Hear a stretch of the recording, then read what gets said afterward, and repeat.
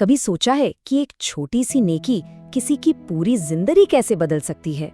आज की कहानी कुछ ऐसी ही है।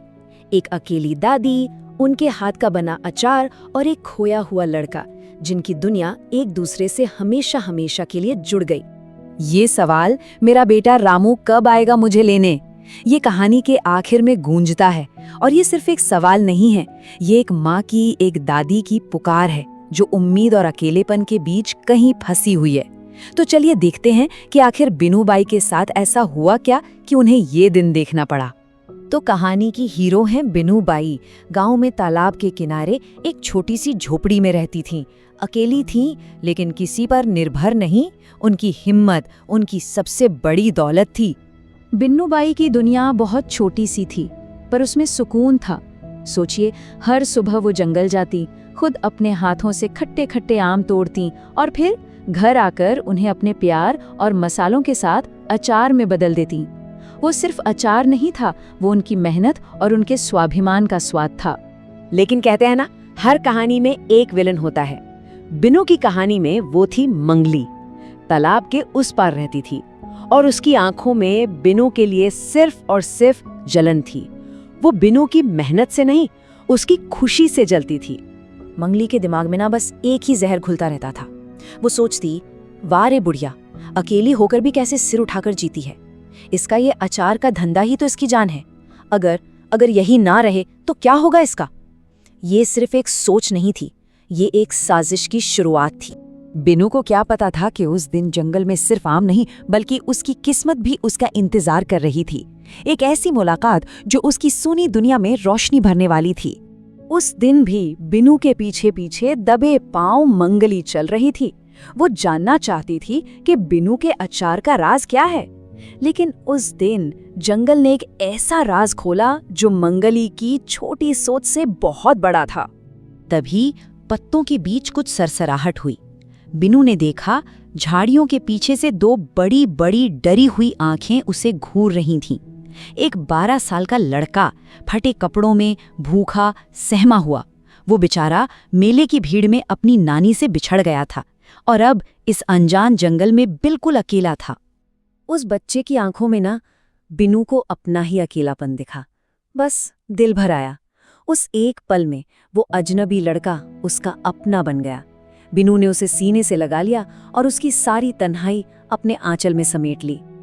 अब बिनू की झोपड़ी में सन्नाटा नहीं था, खिलखिलाहट थी। रामू के नन्हे नन्हे हाथ अब आम तोड़ने में उसकी मदद करते।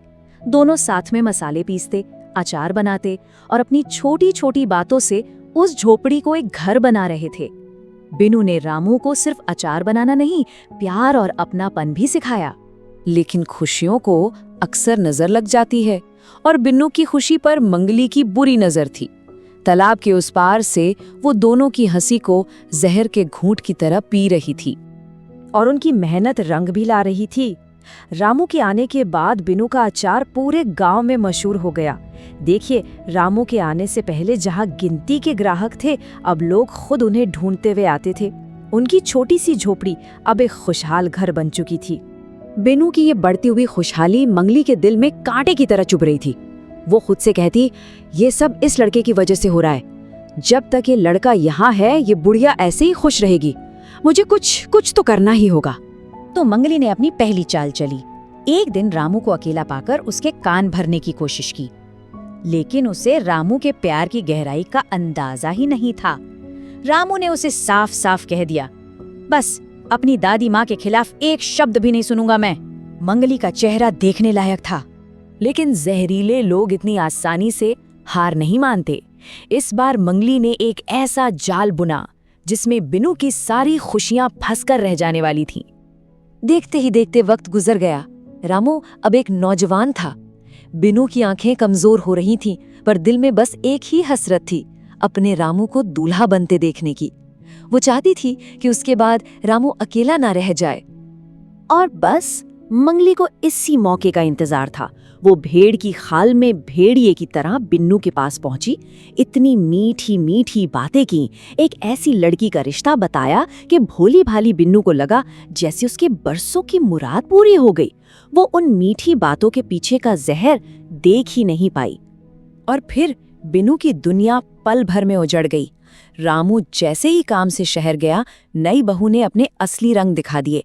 ऊपर से मंगली ने आग में घी डालने का काम किया। और वो काला दिन भी आ गया जब बिनू की बहू ने चिल्लाकर उसे धक्के मार के घर से निकाल दिया। जिस घर को उसने अपने हाथों से सींचा था, आज उसी घर से बेघर हो गई। बिनू की आंखों में आंसू थे, पर उसकी हिम्मत अभी भी टूटी नहीं थी।